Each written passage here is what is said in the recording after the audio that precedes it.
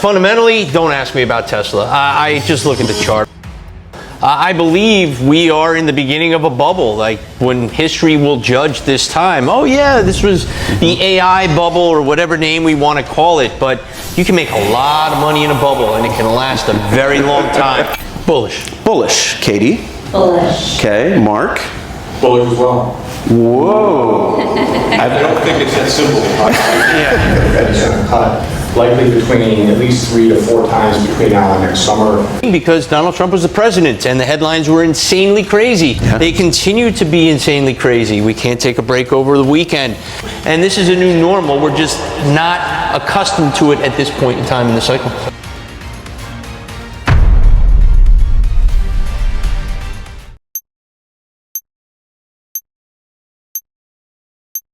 Good evening everyone and welcome to Century Financial. Today we are here to decode markets and the timing is impeccable because as we step into one of the most important periods of the year, and that is the last quarter of 2025, and I'm sure a lot of you want to know a lot of things, and financial markets are always tricky. Everybody's always on the edge, and I think this time there are a lot of events which are happening parallelly. We are talking about geopolitics, we are talking about central bank policies, we are talking about equities riding all-time high, trade tariffs, and of course we can never forget Donald Trump and the random statements that comes on the weekends. So I'm sure a lot of you are already scared of keeping your trades open. And we definitely, of course, there is a meaning to a lot of things, and there are a lot of things which are going to happen in the remaining 3 months, and that is why we have some really wonderful people, the industrial veterans here, and they are going to talk about what we are looking forward in this quarter, the opportunities, the views, and it's my honor to introduce each one of them. I'm talking about some of the best Wall Street's technical analysts here. So this is your opportunity to ask questions what you have in your mind, and I would never let them go this easy. There are 4 cameras right here, so no pressure, of course. And to introduce all of them, so first we are joined by Mr. Jay Woods, and he's a chief market strategist for Freedom Capital Market, a seasoned strategist, 25 plus years experience on the NYSE floor, and former DMM and floor governor, now advising globally. He brings perspective from real-time trading, market structure, order flow, and institutional possession. Then, followed by, we have Ms. Katie Stockton, founder of Fairlead Strategies and ETF manager and veteran technical analyst. Her strength lies in rule-based systems, disciplined execution, and bridging institutional and individual investor mindsets. Then we have Mr. Mark Newton, and is the leading technical strategist at FundStrat, deeply versed in trend analysis, counter trend signals, relative strength, and spotting inflection points across equities, commodities, and currencies. And lastly, we have Mr. Tyler Wood. He is the one who is going to be moderating tonight, asking questions to this wonderful panel, and he is the CEO of the CMT Association and a technologist. He brings a meta perspective, how technical analysis is evolving, which tools are gaining prominence, how practitioners filter signal versus noise. And this is something which is going to be a very, very important session. As he moderates through, brings more clarity.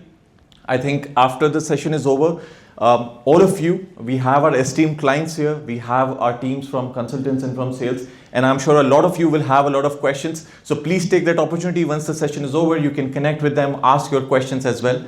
So without a further delay, Tyler, please take it forward. Big round of applause for all of them, guys. Cheers to these guests. Can everybody hear me okay? Yes? Yes. Fantastic. Thank you, Yogesh, and thanks to Arun, Shahzad, the entire Century Financial team. What a beautiful space. I don't know how you guys get any work done in here. I would just be in here relaxing all day long. But we do have some of the finest on Wall Street. Came all the way to Sheikh Zayed Road to talk to us a little bit about what's happening in markets. We're also here to host a global investment conference. The CMT Association is a international organization. We do these conferences just about once a year, and so I would cordially invite you all to join us at the Museum of the Future for the next 3 days. We're going to continue this discussion and maybe have a little fun along the way. So let's dive right in. Easy question first. Bullish or bearish here through the end of the year? Jay, I'll let you lead on. Bullish. Bullish. Katie? Bullish. Okay. Mark? Bullish as well. Whoa. I don't think it's that simple. Yeah. You said one word. We're going to get a little bit of. I guess my job's done here. One word. One word. So rarely do I get to talk to a panel like this and everybody agrees. But, of course, there's a follow-up question. We're talking U.S. equities, but what makes you bullish? Talk to us, Jay, about what you're seeing that gives you confidence. Sector rotation and the current trend. The fact that every dip has been bought. It reminds me a lot of 2017. And why do I reference 2017? Because Donald Trump was the president and the headlines were insanely crazy. Yeah. They continue to be insanely crazy. We can't take a break over the weekend. I don't like that. But every time we seem to dip, this 20-day moving average is held. Even if we fall below it, which I thought we would on 2 occasions with seasonal factors, which we'll talk about, the dip gets bought and it's a different sector kind of picking up the lead. And the sector leadership that I see now going down the home stretch in that fourth quarter, technology, communications, and discretionary, that's the leadership I like to see in a secular bull market. Yeah. So to me, I'm very optimistic. And then to add to that, financials also look strong to me as well. Backing up. How about for you, Katie? Well, for me, it's more momentum. The indicators point higher, and it goes right now across time frames. So daily charts, weekly charts, monthly charts. They all have the support of the rising moving averages. They have the support of our trusty MACD indicator that we know and love so well. And on top of that, we do also have new all-time highs. And I always say there's nothing bearish about new all-time highs, as much as we might be skeptical of why they're being logged. We do have new all-time highs, and what that means is the charts don't have any more resistance or potential areas of selling pressure that had been previously registered. So that to us, feels like a path of least resistance, then higher. And we also have positive technical catalysts in the form of breakouts above previous resistance areas on the charts. And that goes not just for the major indices in the US, but really globally, and also for the mega caps, which are really key to that sector leadership. And the mega caps have proven to just continue to exhibit relative performance. They continue to maintain that positive momentum. We have seen a little bit of a, dispersion this year amongst them, and yet they still come back and exhibit leadership. Absolutely. Higher highs, higher lows, and momentum. That's pretty bullish. How about for you, Mark? Thanks, Tyler, and thank you once again to Century Financial. I have a couple different reasons I think are important. One has to do with just the degree to which technology has roared back to lead markets yet again. I think it's extraordinarily impressive, the fact that tech is 30% of the market. There has been some breadth divergence. Many of the sectors have not participated as well as tech, but the fact that tech continues to exhibit just stellar leadership, I think, is one important reason. To Katie's point, there are a couple of indices that are on the verge of breaking back out to new all-time highs when you look at the equal-weighted S&P. So not just technology, but all of the different sectors combining to make an equal-weighted. It's sitting right near all-time highs. The Dow Jones, of course, is also right near that level. Arguably, both of those did technically make new all-time highs, but both of those should fuel the market higher, I believe, in Q4. And finally, the level of sentiment just hasn't gotten as optimistic as I would want to see to think that we're going to have a sustained market top and or bear market. I think people are still skittish. They're on the sidelines. They continue to be worried about anything with regards to tariffs or inflation or government shutdown, and we can see that in the data, both from an institutional level and also a retail. And I think when you have sentiment that remains offsides, is trying to play catch up, those three things combine to really make a pretty strong market over the next quarter, in my view. Absolutely. We do have some charts. Why don't we pull up the S&P 500? Let's start on that monthly time frame that Katie was talking about. Super long-term view. And we've just got a couple of simple moving averages and an RSI on this chart. couldn't be cleaner, but I think that's what we were all taught in the CMT program. Start simple and then get more complex. So this is the weekly. Let's change it to a monthly view. Let's give ourselves. There we go. Whoa, that's a long horizon. Nothing scary about how parabolic that is. Do we have it on a log chart? You started to mention some sectors, right? Things that have transitioned from leadership. Obviously, everybody has been paying attention to Mag 7. This rotation, Jay, where do you see the greatest opportunity for catch-up within the S&P 500, other sectors that are maybe trying to keep pace with the technology? To me, it's consumer discretionary. When you talk sectors, you have to know what's leading it. If we're going to talk energy, you better know what Chevron and ExxonMobil are doing. That's 40% of the ETF. To me, when I look discretionary, Tesla just broke out on a run to all-time highs. Fundamentally, don't ask me about Tesla. I just look at the chart. I don't want to hear about the sales of Tesla cars and the pay package of Elon Musk. The chart is telling me we're going to make a run to all-time highs, and then we can back in some fundamentals to justify the move if you'd like. Amazon is the one that's been frustrating me the most. That is the second, that's actually the biggest segment of the XLY. I believe Amazon, like Google, similar chart patterns, similar trajectory, that this dip should be bought. I personally did buy a little bit more on this dip. I don't know what it's doing today. It's probably down a lot. Let's drop it to a daily. Yeah, let's go to a daily on Amazon. Let's look at it on a daily. But when I look at the components of the XLY, when I look at the leadership, it was the best performing sector of the third quarter, and we still have 2 more days to go, so I could eat crow on that one over the last 2 days.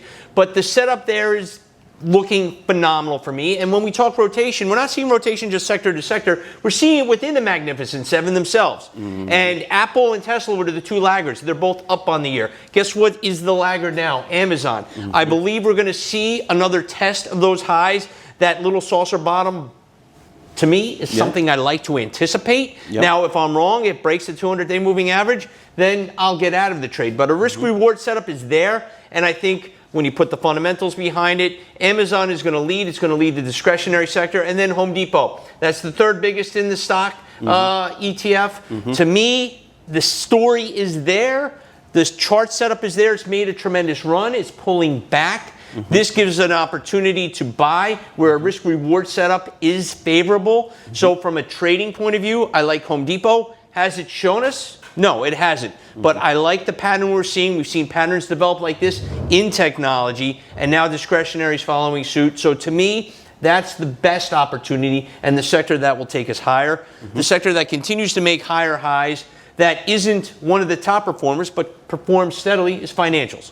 And when I look at the leadership there, the Goldmans, the Morgans, they look phenomenal. The banks, Citigroup, look at this, back that one out. Oh my God, yes, I know it had a 10-for-1 reverse stock split, and it's a mess when you go back to the financial crisis. But when Citi Wells and Bank America are breaking out to new highs, and the regionals have yet to take flight, I think the setup is there for it to continue to go. And then the fundamental story, because I like to put a little fundamental story as to why the charts are making the moves they are. The regional banks, we have not seen mergers and acquisitions of a healthy nature in the regional banking sector in years. We had one, 2019, SunTrust and BB&T formed Truist. Every other merger was done either on a very small size, under $5 billion, out of necessity. Signature Bank, failures. And then you have to go back to the big regional, the big banks. Look at the last big merger we've had in the banking sector. It was 2005, Bank of New York and Mellon. That was it. Everything else was done out of necessity. So I think we're going to see some pickup and some chatter. And I would watch a bank like SoFi, $35 billion market cap, great chart, already made a major move. But as these older banks get older, they need to get younger. And Robinhoods and SoFis are where the action is. And it wouldn't shock me to see somebody try to kick the tires on 2 of those names. Fun fact on Truist, their new CIO is Keith Lerner, also a CMT. So that's a great fun fact. Right? I did not know that. It's a good chart, and they've got a CMT at the helm. Katie, same question. What are you looking at sector-wise, industry groups, even individual names? What's catching I you? would add to that, Tyler, that the CEO of Schwab is a CMT. Did you hear that? Yes, yeah. Rick Worcester, That's right. CMT. So what I will say is I love counter trend setups. Yeah. So let me throw out sort of a brave one here. It would be energy. So just as of this morning, really, we just announced sort of a breakout in the XLE ETF. It is a new breakout, and it's also clearing some resistance based on a longer term model that we call the cloud model, or Ichimoku. It's a favorite of ours to discern the primary trend. So it's suggesting that XLE and energy sector benchmarks are reversing course. So as a turnaround play, one that has been out of favor but was the best performer by far last week, up something like 4.5% versus a downdraft in the S&P, I think we should start paying attention perhaps. Crude oil got above its 50-day moving average. But beyond the sector work, I would say that we should also consider small and mid. So small and mid cap stocks versus large cap stocks. And I say that not even because I look at the Russell 2000, which is our primary small cap sort of proxy relative to the S&P 500, but also just having done a lot of bottom-up work in that segment, looking through a bunch of small caps for someone, I said, oh my gosh, there's a lot of really interesting long-term turnaround type setups that have improved meaningfully over the past few months. So I think that might be a place that we can look for opportunity from more of that turnaround perspective. Mark, I'm going to throw you a curveball. It's continuing on the same theme, but we have been waiting for the small cap rally, the breakout that never seems to break out. Fed has started cutting rates in the US. Looks like the next move might be lower on the 10-year. Certainly their 3-month is pulling down. Do you think that kind of liquidity environment is going to be favorable for some of these small cap names that might be more credit dependent? Do you think that's a headwind or a tailwind for them? Yeah, thanks, Ty. I would say 100% it's a tailwind. I mean, you have to look at the fact that the Fed is going to cut likely between at least 3 to 4 times between now and next summer. So a lot of these small capitalization companies that have this big, the bigger debt to capitalization ratios, they depend on rates coming down. So that's really, really going to be helpful. So we've seen IWM, of course, on weekly basis, like that. I mean, it's fairly compelling, but yet it hasn't really made its weekly and or monthly breakout. It's been stalling a little bit. A lot of my short-term indicators say that between now and November, it might be a little choppy, but I fully support buying into the Russell. I think it's going to have a very big move, and that probably happens between November into January. So you want to look at regional banks. You also want to look at areas like biotechnology, and that's started to really thrive within healthcare. Healthcare in general has been extremely disappointing. It's not really an area I love to overweight, but This is a great dark horse here. Biotechs or pharma? Which do you like better?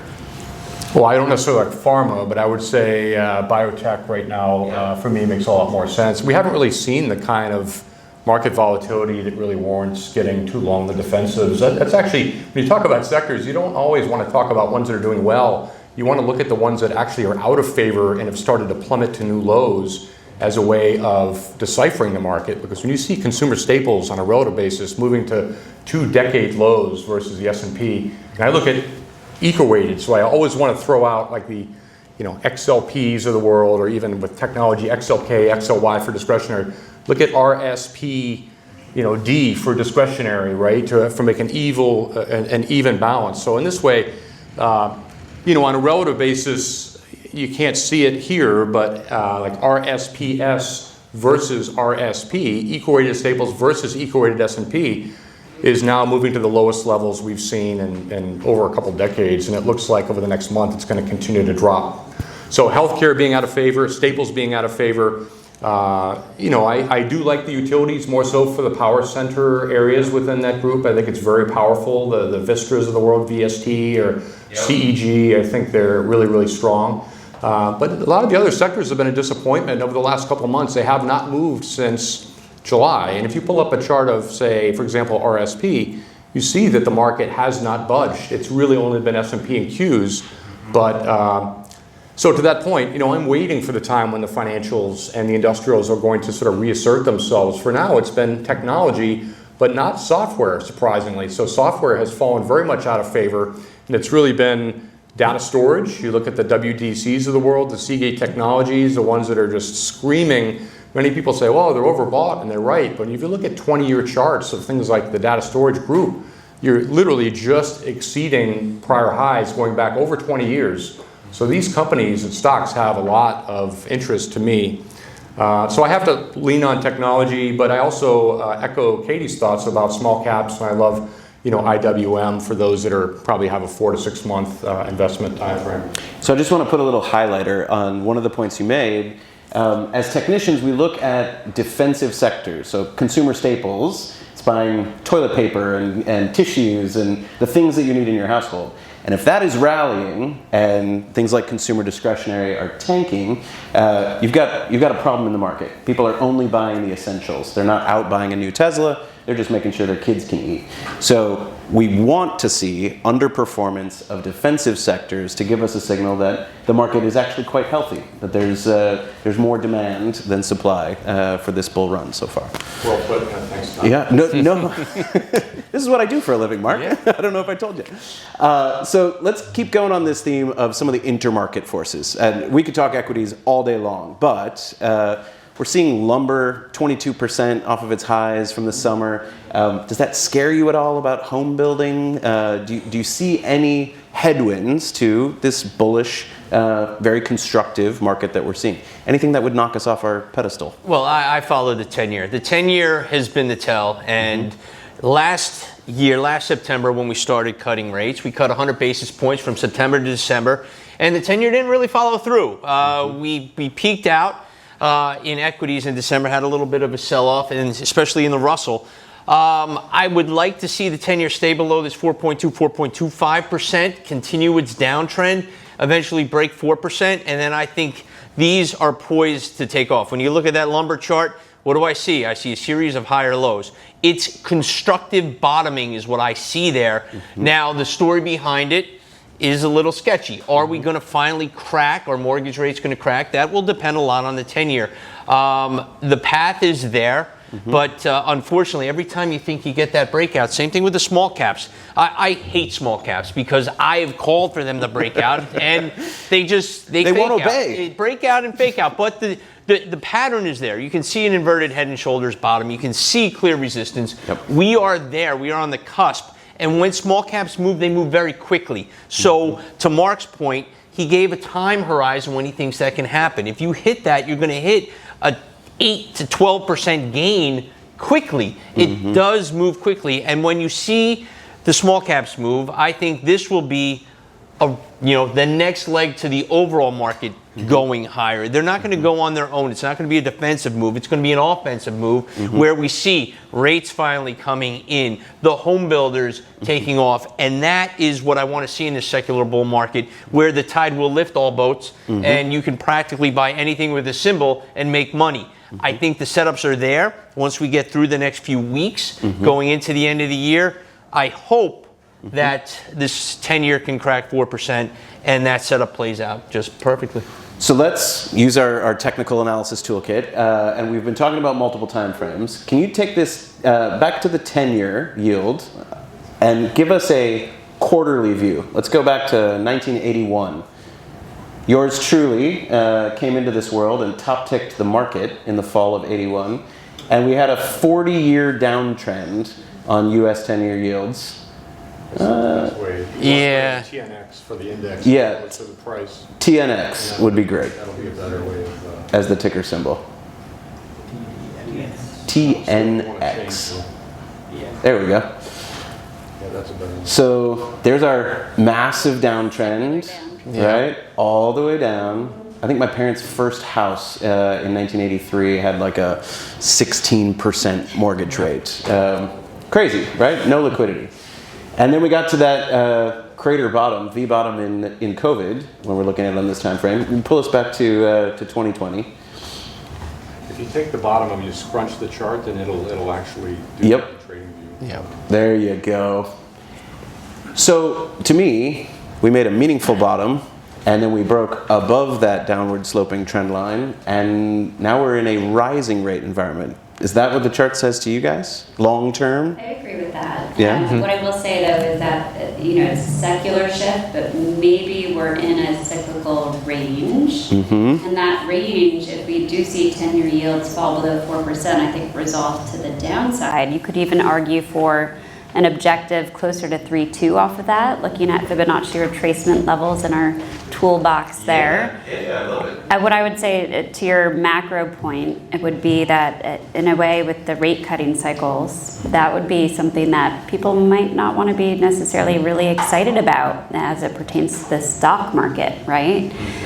We have to look at the stock market at times independently of the macro picture. And if you go and just reference past cycles, we don't have a whole heck of a sample size there, but when you look back, it's not always great for equities. So I think we really want to emphasize the momentum gauges that we track. And I'm surprised we're holding up so well in light of that, but we'll respect that as long as it's happening. So next move's lower. How much lower do you think, Mark? I think the 10-year likely gets down to probably about 375 or so. I think we're going to have one more dip lower that likely happens in the next month and a half. Okay. And then honestly, I'm expecting a bounce in both the dollar and also in yields. I think the Fed, continues to be, at this point, a little more concentrated on growth, and we started to see, yield curves really start to break out globally. And I think ours has, steepened a bit. In general, we know that the cuts are built into the curve at this point. And so I do suspect that whether it be economic data getting weaker, I think the next short-term move is going to be to the downside in the yields and the dollar, but I think it'll prove short-lived, and then yields are going to start to turn higher.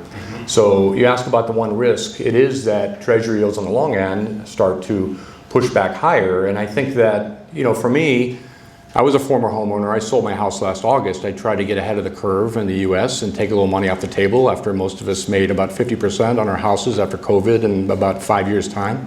And I think that, interest rates went from 3% on mortgages in the States to about 7%, and they're largely unaffordable, and the housing prices have gotten unaffordable. Yep. And I think you're seeing that across the country, that it's just difficult to buy a house now if you're out of school and you're trying to grapple with how do I afford a down payment for a house if the mortgage rate's going to be 7%.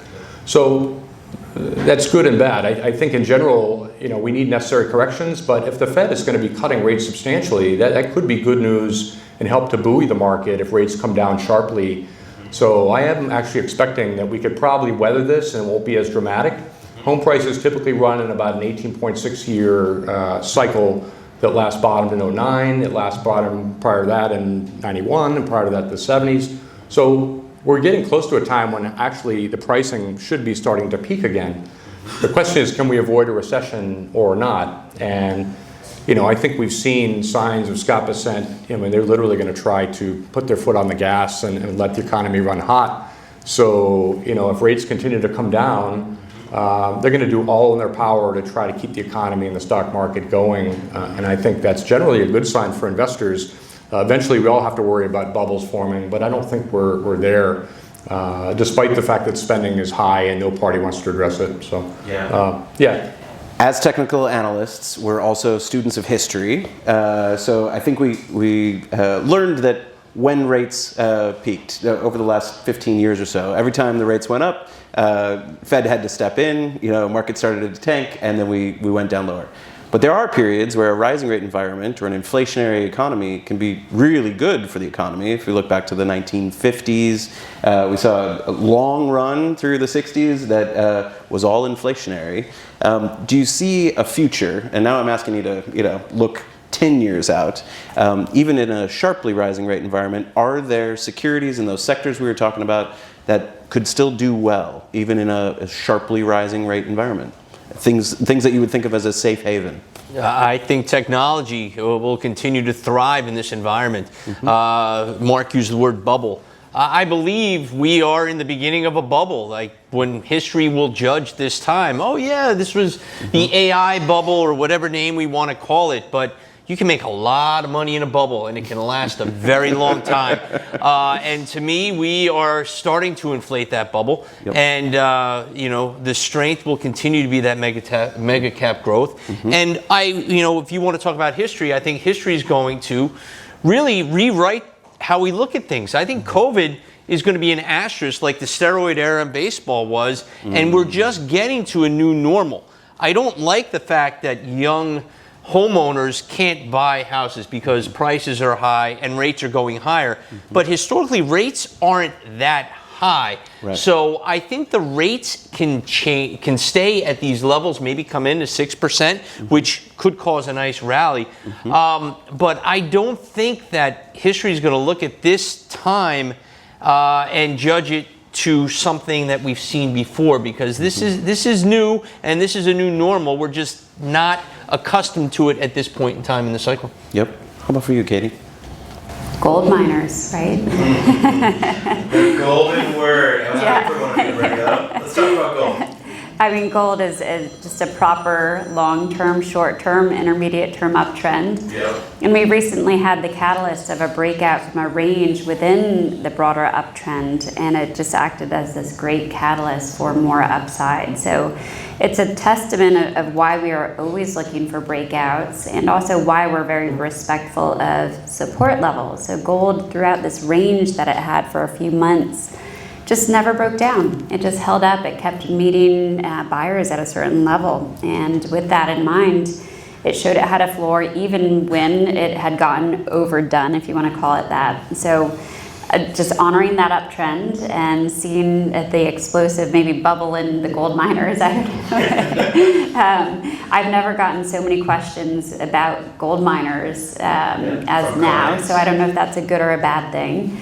But they're definitely a source of positive momentum, relative performance, and I think I'd certainly be adding exposure into a dip. The move in the metals is broader than just gold. We have great breakouts in palladium, like a long-term turnaround there.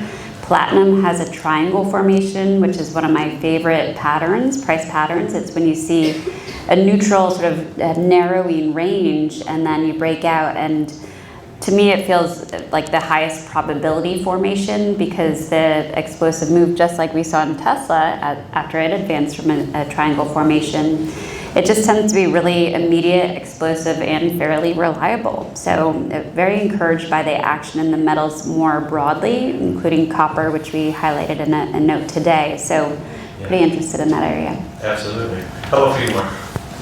I love the miners. I love gold and silver. I'm not as bullish between now and year end on the group. A lot of my work suggests that cycles as well as sentiment is starting to come together, as well as a few other things that I use to, look at potential change of trend. A lot of it suggests that October is going to be a very meaningful month for at least a short-term peak in gold.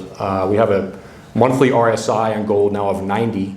So for those that don't know what RSI, it's Relative Strength Index. And generally when things get high like that, it doesn't mean you run out and sell them, but it does mean you want to, stay close to the punch bowl. Don't let the light go out, and you want to keep an eye on the exits, in other words. So, I love the intermediate term thesis about metals and why they should work in an environment where real rates are starting to drop, and obviously the Fed needs to have independence in terms of cutting rates, and arguably the Federal Reserve is in a bit of a pickle right now with people jockeying now for Powell's spot. And it's tricky. If you look at long-term charts of silver right now, going back really since the late 70s, you have one of the largest bases that you would ever want to see in terms of a long-term, and you have to do it on a logarithmic basis, so I don't think you can do it easily right here, but a logarithmic chart of silver on like a monthly or quarterly basis going back since 1980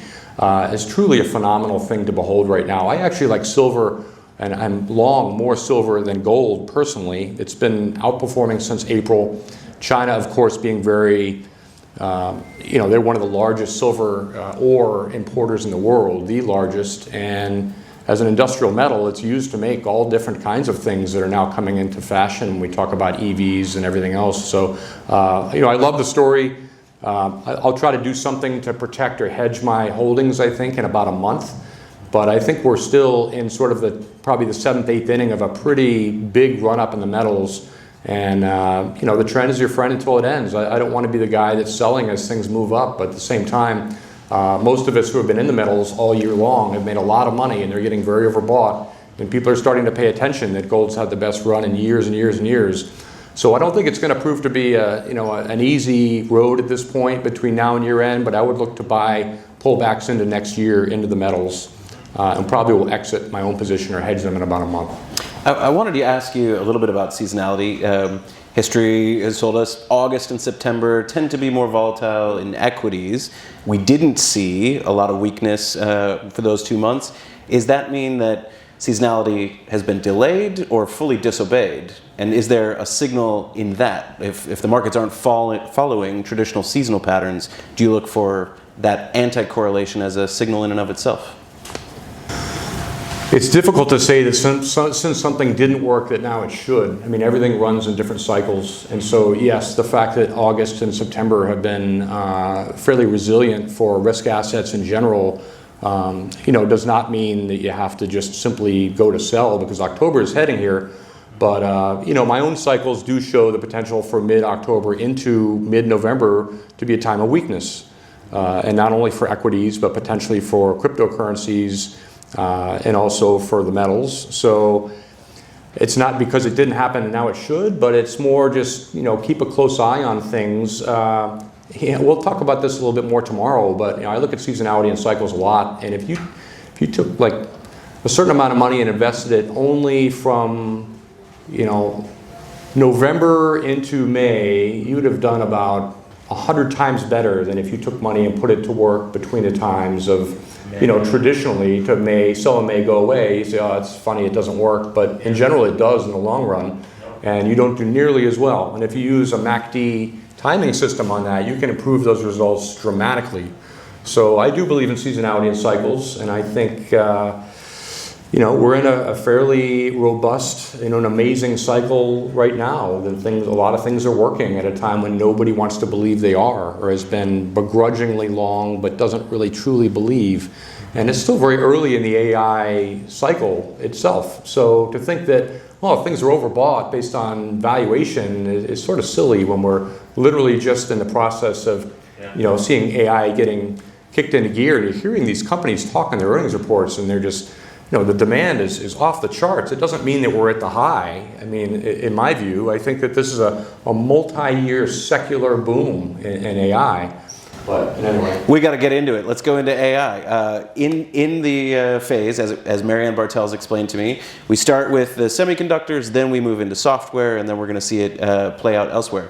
Where do you think we're at with this AI bubble? Is it like the RCA of the 20s? Do we have 10 more years for this bubble to keep going? Oh, if I knew that, I wouldn't be here right now.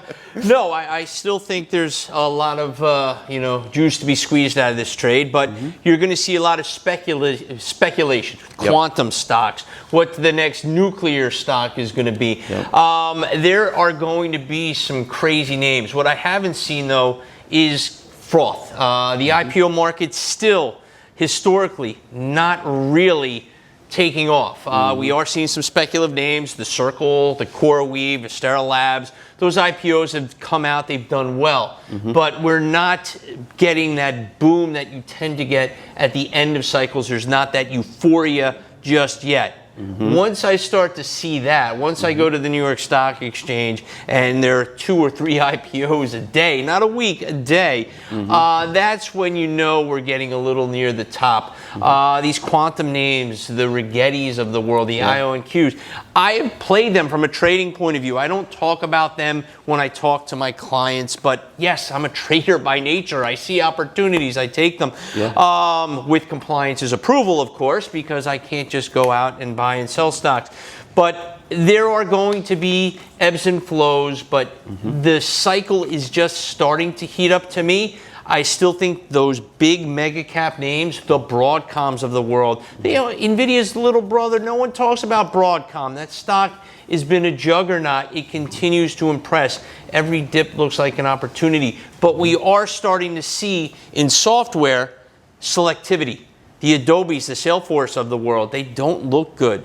And then when you look at the fundamental stories, AI is starting to eat their lunch. Apple, from a big tech point of view, fundamentally, everyone's waiting for the next big thing. Technically, it doesn't act all that bad, but it's not going to give you the growth until they do something major where you see 50 to 100% returns. NVIDIA, Broadcom still lead that way. To me, those are the stocks you want to be in, and then watch some of these stocks coming to market.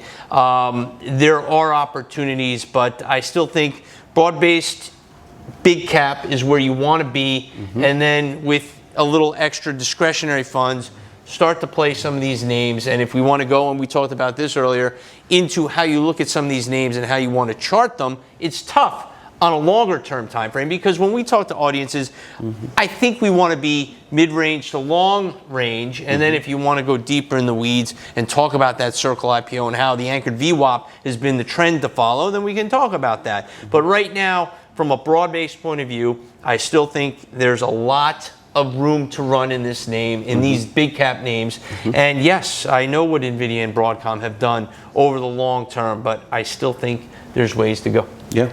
How about for you, Katie? Where do you sit on AI? I agree with a lot of those points. I think that the AI trade at the moment is a little overstretched, and that comes not from just opinion, but from the indicators. We actually featured last week in our weekly research the AIQ ETF, which is sort of a basket of AI companies. And it looked a little overdone. It had a DeMark sell signal, so it's a signal that helps us understand if a trend may exhaust itself over a certain time frame. And it had one of these signals. So we feel like it's not the time to add necessarily. For most people, it's probably not the time to reduce either. We do think that the uptrend will maintain itself. But what I would add, to everything here would be that they're really key to market sentiment right now. So as much as you might not be involved in AI or you're not on board necessarily with the valuations, it's incredibly important to the excitement right now behind the uptrend and behind the market. So I think if we do see them pull back, that could instill a proper pullback in the broader market. And we do think that will also happen probably before year end.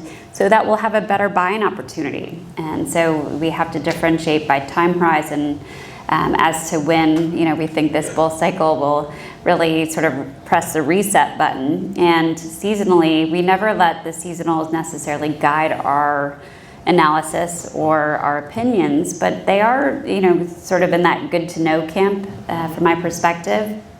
And we don't think we're totally out of the woods yet, because oftentimes the lows are captured in October. So seasonally not out of the woods. We did avoid a lot of that, and I think a lot of that's something we can attribute to the AI trade. One more point I'd make is regarding bubbles. It doesn't feel anything like a bubble to me. So so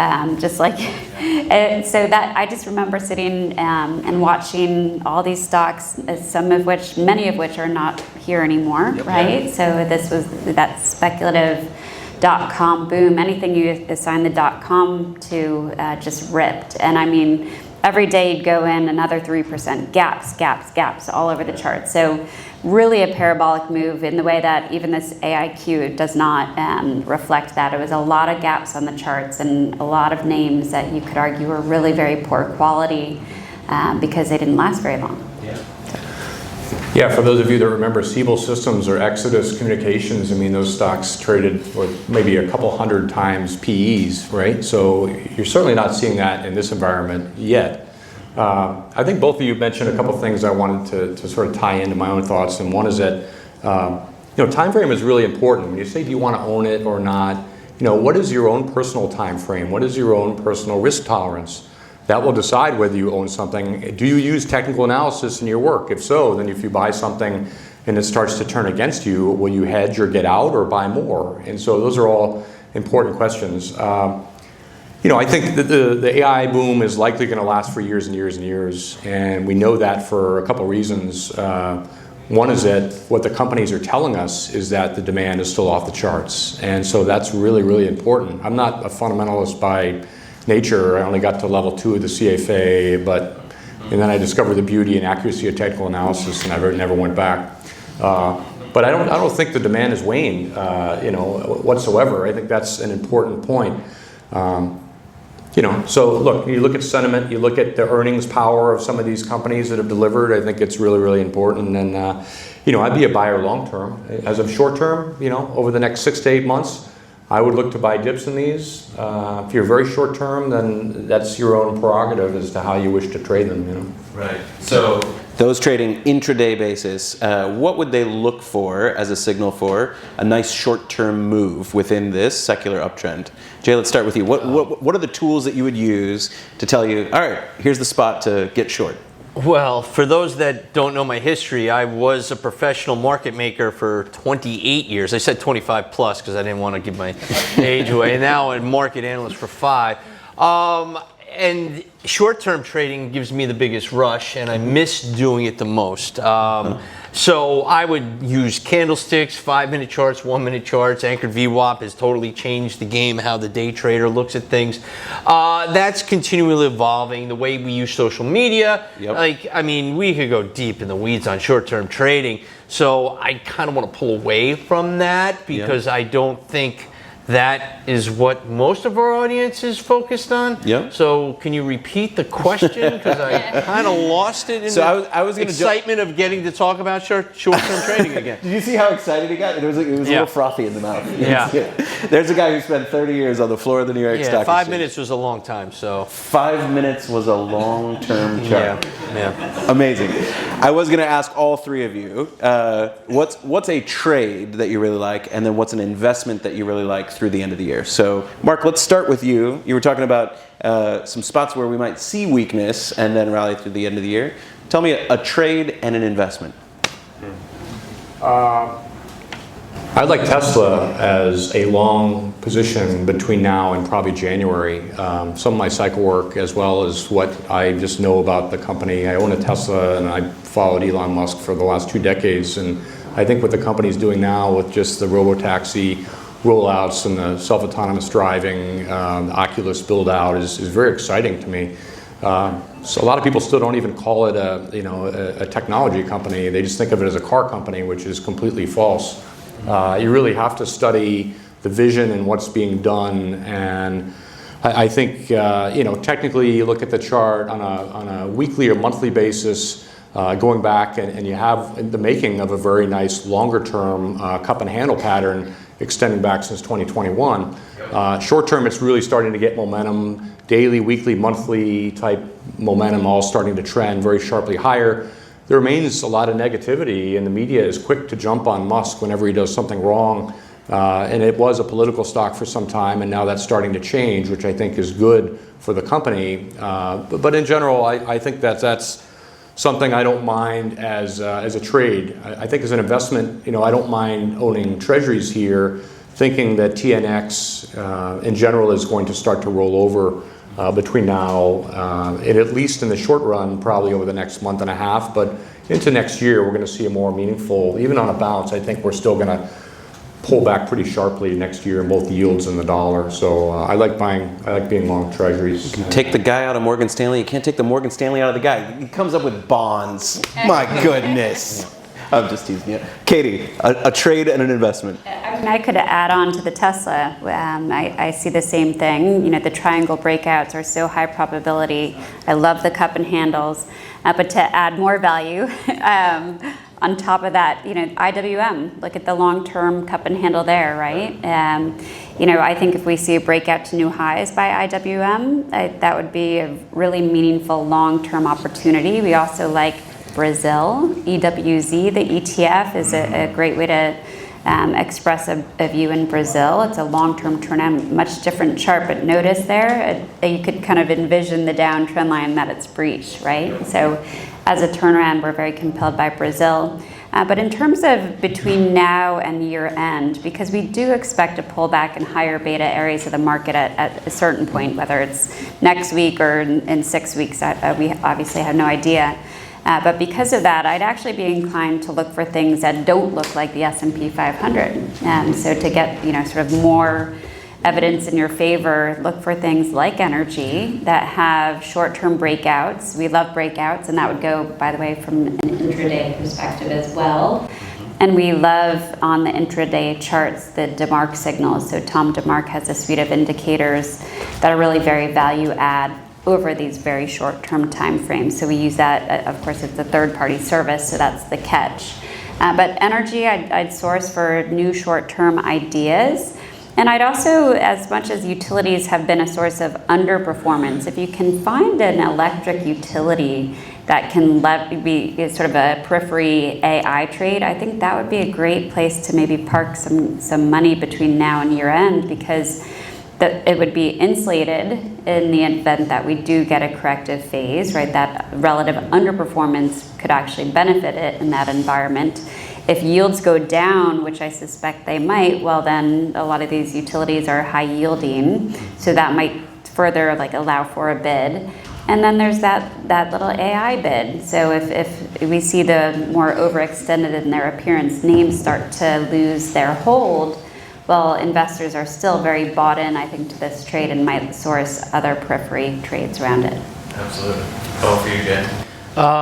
Let's put up a chart of Nike. I look for turnaround stocks. It's one of the things me and my team of one, we've been looking for. And Nike has got my interest from a long-term turnaround story. Their earnings are out Tuesday afternoon. It is right on its 200-day move. Let's show that on a daily right now. And then we can go back to it. So the stock is looking like it could fill that gap. We'll see. The news will definitely take us. But then when you go back out, now go 5-year on it. Something has changed in this stock. Yes, there's new management. They're trying to turn it around. It stopped going down. So right now, to me, this is a stock, if I'm looking for a turnaround name that I just want to put away and has upside to, say, $120 from this current level around 70, I could build a case for it. So risk reward to me, this is something that I've nibbled at myself and I've talked about with clients at my firm.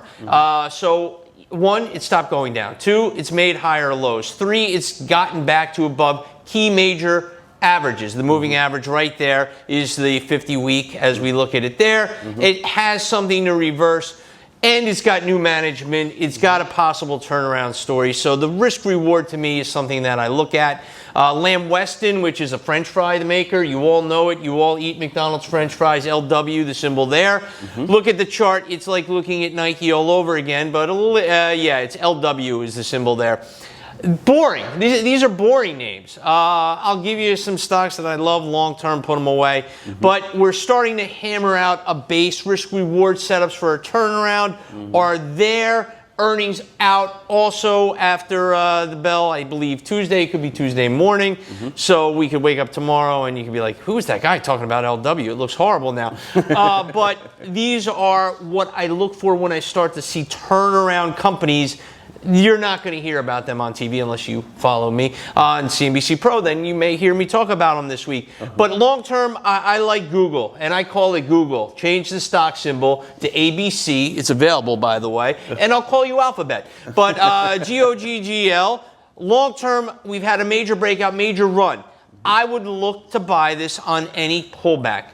The fundamental story is there. Yes, there was some regulatory overhead, regulatory hurdles. Guess what? We cleared those. We broke out. Now, from a long-term basis, look at that rounded bottom, which we broke out. We came back. We tested the breakout. We held. It was a little skittish at times. But to me, the long-term story is there when you break it down from component to component. No one talks about Waymo. They don't have a magnanimous CEO like an Elon Musk that will make headlines. But they're eating the lunch of autonomous driving at Tesla. They're already in 8 cities growing. The search is, Gemini, AI platform. It's there. If they break it up, thank you.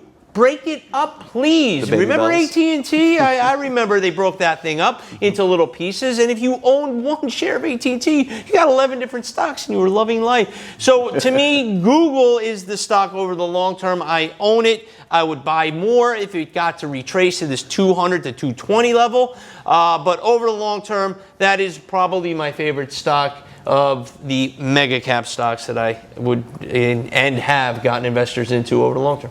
You're not wearing a Nikes, by the way, Jay. Yeah. These, I don't know what these are. These I would join you on Google. I don't care for Nike. No. It's nice to be able to show different time frames, right? Because some of us are more counter trend in our approaches. Other people like trend. Like I love buying NVIDIA here, I love buying Ethereum, ETHA, but I personally wouldn't. I mean, I'll let you take the lead on that. Well, and as I stress, I do need. I've seen some people. Phil here Knight's twin with brother, some right Nikes. here. Yeah. Yes. But no, it is highly risk reward. But right now, the setup, if you're looking for a turnaround, let's see how they do Tuesday afternoon. If it fails, it's got to dip the fill and it's going to retest those lows. And then maybe we take another shot at it. But yes, risk reward, it is not a pretty chart. And I wouldn't run out, buy Nike. I'd put some speculative money into the stock thinking, hey, maybe we've gotten the bottom. I still like to buy strength. And, you took some of my other stock ideas, so I had to come up. I gave you Lamb Weston. It's not fun to be last, is it? Well, it's all right. It's good, but Big market. yeah, a big market, there are that's a true. lot. And then tactical ETFs are also the way to be. And I'd be remiss if I didn't, talk about my co-workers, my co-presenters here, who've got into the tactical ETF business. Katie has a tactical ETF, TAC, T-A-C-K. Can we put up a chart of that? Where, yeah, well, she did not pay me to do this, but hey, look at that little rounded bottom breakout too. Yeah, these are people that know the business, that have strategies, that look at opportunities. I'll let Katie talk about hers if she wants. And then Granny Shots, GRNY. Mark Newton and Tom Lee work together, and they've come up with this phenomenal, we're talking, go ahead, Mark. Tell us about Granny Shots. Tell us about TAC, because these are ETFs. When people come to me, when they want to look at a basket of stocks, these are two of the ideas I give them every single time. So, yep. So it's the Fairlead Tactical Sector ETF. We launched it in 22. It's also boring, but there's good in boring. We see it as a great core long-term holding that is active, extremely dynamic, but with just monthly data guiding it. So it's going to reduce a lot of noise, and what it will do for a portfolio is get you the exposure that you're not getting from a passive ETF like SPY. It will give you bigger exposure to the sectors that have the best long-term momentum. And because it's an equal weight strategy, we're investing in the sector spider ETFs primarily, you are by default getting an underweight in tech, even when we have tech, which we do because it's got good momentum. So we see it as a great core when we feel that the vast majority of individual investors are underweight at everything but tech. So they need industrials, they need financials, they need consumer, and they can achieve that in a dynamic fashion through tech. That was great. I want to buy some TAC. Our company, Fundstrat, has developed an ETF called Granny, GRNY, which is managed by Tidal. For those of you that weren't aware, Rick Barry in professional basketball started the Granny Shot, and it was a 94% success rate. He then taught that to Wilt Chamberlain, who had a 100-point game, the highest ever, and he used the Granny Shot in that game. So the thinking behind this is that we cover 7 different thematic baskets, and it's fundamentally driven. It does invest in a lot of large cap growth, AI themes. And when a company has a number of different themes that makes it relevant, it hits these different baskets, and it's considered for investment. And so it's been out since last November only. It's up over 30%. It's outperformed the S&P dramatically. It'll be in a lot more models, or as of November, it'll be available for many people, RIAs and different investors to start. But yeah, take a look at that if you'd like, GRNY. Awesome.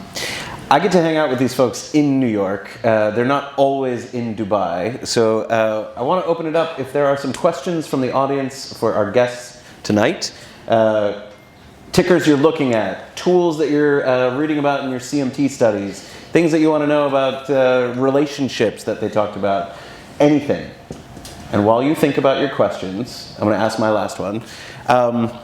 Jay, I think you were the last one of the 3 to get your CMT, but also you had a little leg up in the industry. I remember you got a couple of stocks for your birthday, 2 shares maybe as a 10-year-old. Yeah, I'd be remiss if we didn't talk about the CMT Association. I didn't get my CMT until 2017. I had been trading in the business. I worked for Goldman Sachs for 15 years.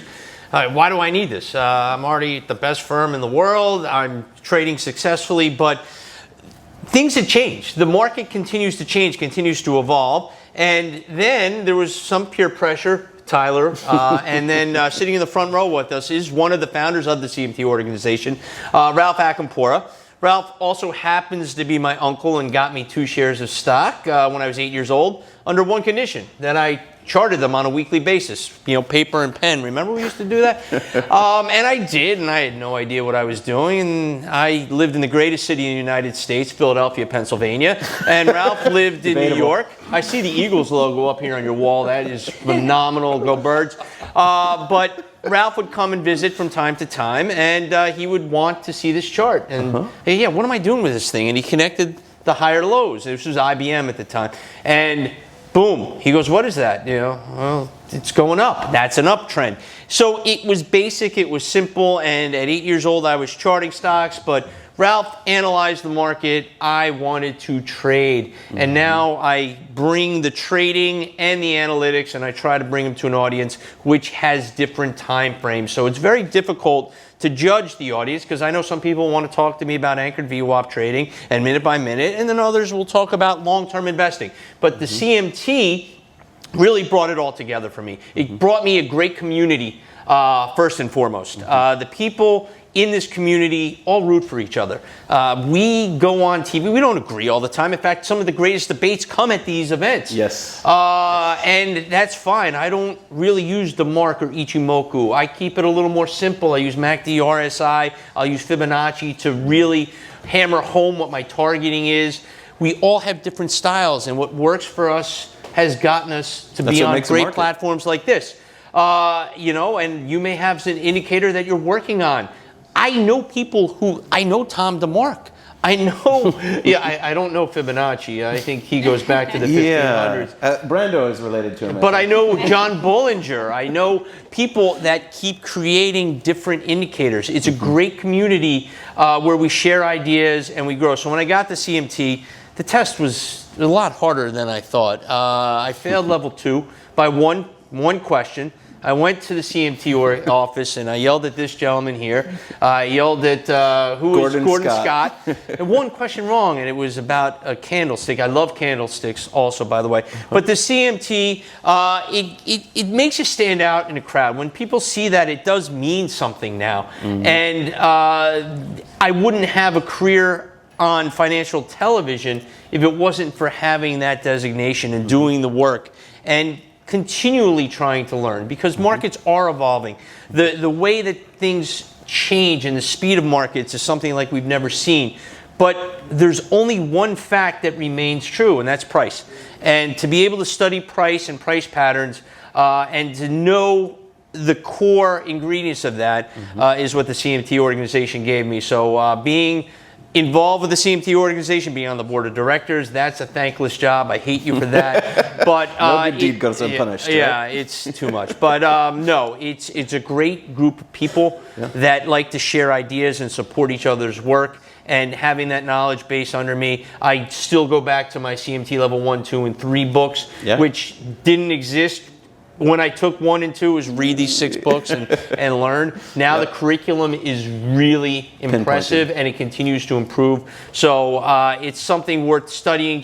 It made me better when I thought, oh no, I knew it all. No, you can never know it all. It's always changing. And to me, the curriculum always changes. And to be part of that team that helps review it, and you graded papers, you were on the board. To me, it's been a great experience, and it's what brought me to Dubai and get to meet great people like you. Now, Katie, you were an undergrad at University of Richmond in Virginia, and you got an internship with Tom Dorsey. Is that where you first learned technicals? Yeah, I was exposed in college, and so I think I might have been the youngest female at the time that I was awarded the CMT designation to receive it. That was in 2001. So I was on the, CMT? yeah, it was. At that time we had, level 3 was not an exam, but rather a written research report, which was great for me. But so yeah, I did have a part-time job for 2 years for Tom Dorsey, who's legendary in our world, and he does point and figure charts, which are the X's and O's. And my first job out of college was actually hand charting, so that resonated with me as well and became my career path. And I never looked back. Thank you so much. Mark, you got your CMT before you became a long-short hedge fund manager at Diamondback, right? Was it during your Morgan Stanley days, or were you still in Chicago? I believe it was the late 90s when that all came together. I don't know the exact date. It was between probably 97 and 2002.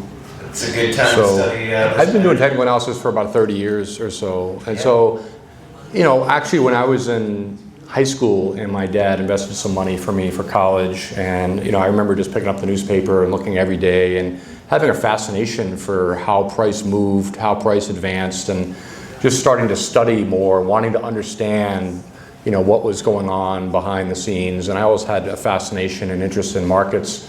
So it was a logical step for me, and I went on to trade equity options in Chicago and made a lot of use and supply, you know, support and resistance and targets in terms of forming option strategy and knowing whether to be long or short gamma or vega and stuff. So it's been a great run. And look, Morgan Stanley days were phenomenal, and you know, I echo Jay's thoughts about just the wonderful organization, and have gotten to meet so many incredible people, and everybody sticks together.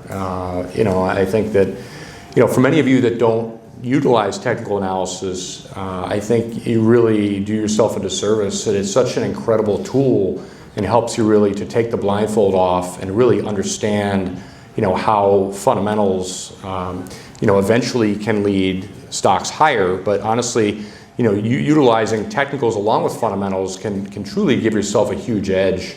So for those that haven't taken that leap yet, I would strongly suggest that you, you know, start looking at charts, start reading books, you know, join the CMT, or, you know, obviously, you know, CMT Association, and really, you know, join us, and we'll certainly all help you to, you know, to get on your way in that journey.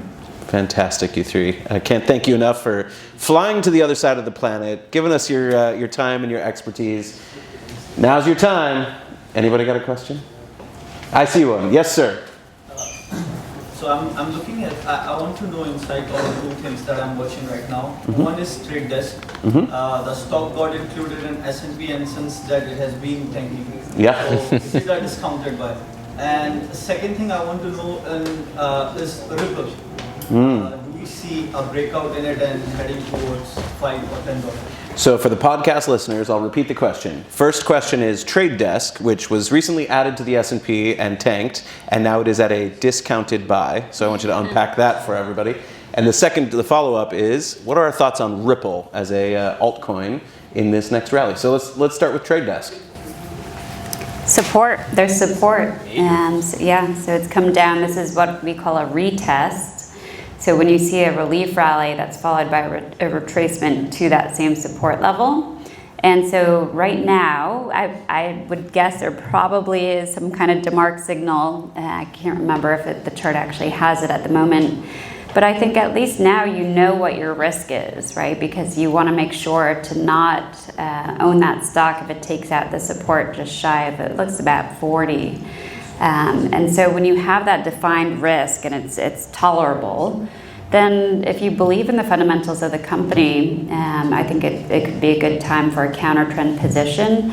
Always keeping in mind that counter trend positions are just higher risk by nature.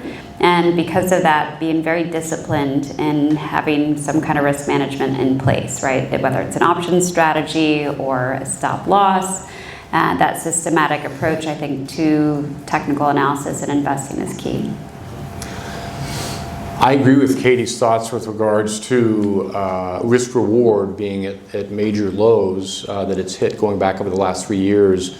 But technically, I don't like buying stocks like this. I find them very challenging. I find that it's more of a 2 steps forward, 1 step back type progress to try to buy a stock at a 52-week low, particularly in volume, is very, very heavy. We saw that throughout the early part of this year. It attempted to bounce and what I would label, a three-wave type bounce, and now it's turned back down again on very heavy volume. And yes, there are some fundamental reasons for that, but I think you have to watch this very carefully. This would not be my bread and butter and how I personally use technicals, but I can see, obviously, anytime you see a stock hitting a level that's hit 1, 2, 3, 4 times, it sets up for a great risk-reward type profile to at least consider putting a little bit of money to work. But if it starts to break down under that level, then you have the opposite situation, and it could actually be a short, and the stock might trend down very sharply. So it's interesting from a few different levels for me. Yeah, to me, this would be a trade and fade. And I'll talk about the S&P inclusion in a second. But yes, short-term risk-reward looks good, but as this thing rallies, I would take profits until proven otherwise. There are 2 bad candles there. Don't know what the news is, but I would look into it, and I would love to see the volume. I'm sure you're going to see a volume surge on both those down candles and on the inclusion into the S&P 500. Now, as someone that's worked on the floor as long as I have, people anticipate any stock, Robinhood for a long time, Palantir for a while, it's going to get included. Uber was, is it finally going to get included? And when it does, you get a rally because every fund manager has to own the stock. It has to go into all these new ETFs. So you're going to see a rally. But the stock itself, it may not be in the S&P 500 very long if it cracks this major support level. So to me, to answer your first part of the question, yes, it rallied into the S&P 500. Most stocks do, as index managers have to add it to their portfolio. But fundamentally and technically, it did not follow through. And I would buy this and I would fade it on a rally. I have one final point on this. I think it's really, really important to differentiate between investing to human nature. We all are taught that it's good to buy low, sell high. When investing, typically you want to do exactly the opposite. You want to buy high, sell higher. You want to really stay away from things that are at lows, sell low, cover lower. Everybody likes to buy things when they go down. Oh, it's a great value. It's worth this. However, when you look at the volume characteristics of something like this, you look at all the red bars, the heavy, heavy volume that's happening as the stock is coming down. It just makes it really, really tricky and really very difficult to try to buy something. Maybe it is worth $80. I don't know. That's really not relevant to me. I'm just trying to make money for myself and my clients and have a good risk-reward type opportunity. So if there's one piece of advice that I could give all of you who are probably new to technical analysis, it's really to avoid trying to buy dips on things that are down substantially and you think they're cheap because they take a lot of time to get back to levels, and we saw that with China going back the last decade where people are trying to buy dips in China and they failed. And then finally, like FXI finally starts to work. And so anyway, that's just my So when you go to Dubai Mall, you're looking for the things on sale. And when you come to your portfolio, you want everything that's been marked up 25% for this new season, right? Thank you all so much for being such a great audience this evening. Thank you to Yogesh, to Arun, Leslie, to Shahzad, wherever he is at, and to the whole Century team. This has been such a pleasure and such an honor. Thanks for having us. It looks very, very good. It's Oh, an yeah, up and coming. Ripple. We're having so much fun with trades. Let's finish off with Ripple. And I want Katie's view first. Yeah, so I love crypto in general. And what we've seen in the space, and these tend to play catch up with Bitcoin, I've found, are just massive base breakouts. Ripple is certainly a good example of the kind of nature that we've identified in Bitcoin where they just stair-step higher. So in order to be there for when they go up the riser of the stair, you kind of just have to own them, frankly. So you want to be there even through the consolidation phases, which it obviously is in at this moment. So we have consolidation, and that's associated, Ether as well is consolidating, and it follows a breakout. So I think it depends on your time horizon. If you're longer term, great to just own it, and you kind of sit through the consolidation, almost like don't even look at it. Whereas, obviously have a level below which you're uncomfortable. But and then if you're short term, maybe just wait to add. Wait for it to give some kind of trigger. One trigger that we like to add an intermediate term position, maybe something that has duration of about a quarter or so, would be a stochastic oscillator. If it comes down and turns up above 20%, That's usually a nice entry point, especially in an uptrend. So I would just give it a little time and wait for one of those catalysts.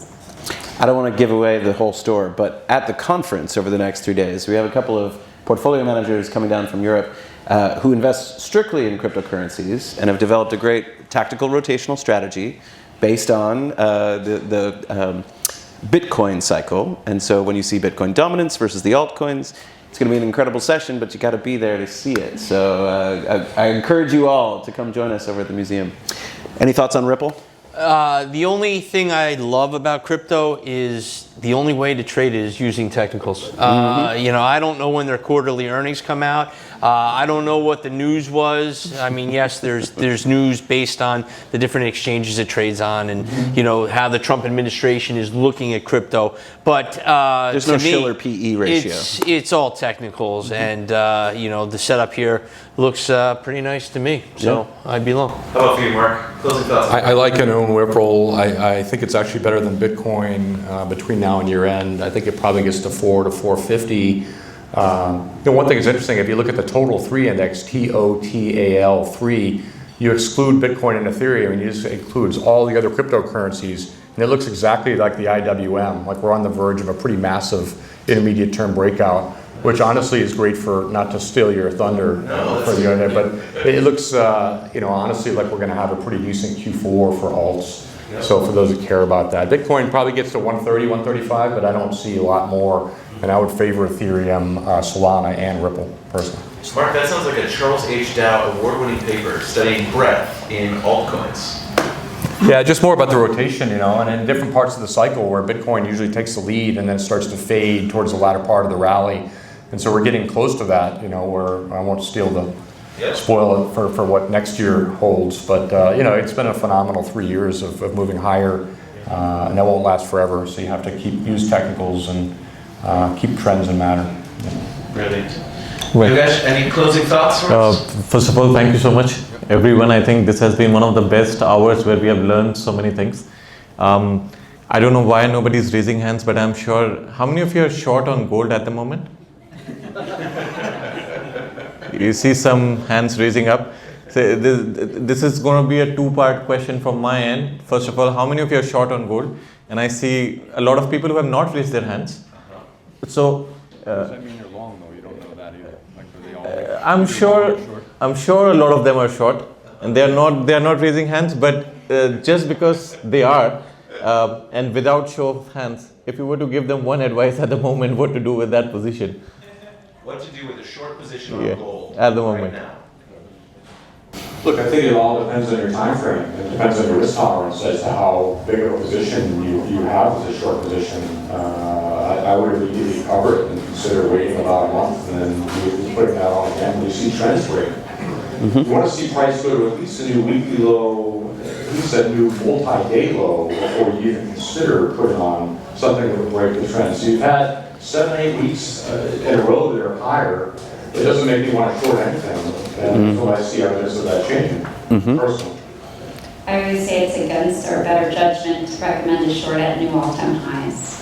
So, Very few all-time highs during bear markets, right, Katie? yeah, this is true. Yeah. So I wouldn't be short either, but I understand that sort of appeal in shorting things that appear overextended.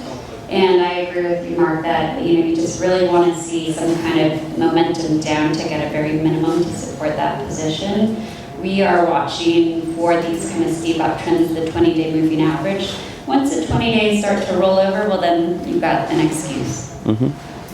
We've got a dear friend named Dave Keller who loves hiking and lives in a place called Seattle where it is often raining.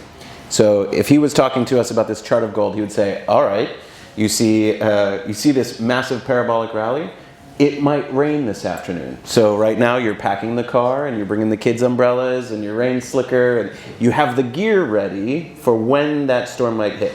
But you don't pull out your umbrella while the sun is still shining, right? Wait for it to start raining, and that's when you react responsibly to what the market is giving you. Perfect. Thank you, everyone. Thank you so much. And once again, I think one of the most important key takeaways what Jay said, that you can always make a lot of money in a bubble. I think we're going to go back with that and always remember this thing. And to all of you, thank you so much for joining. And to all the wonderful people here, once again, thank you so much. And we hope to see you every single time. Thank you.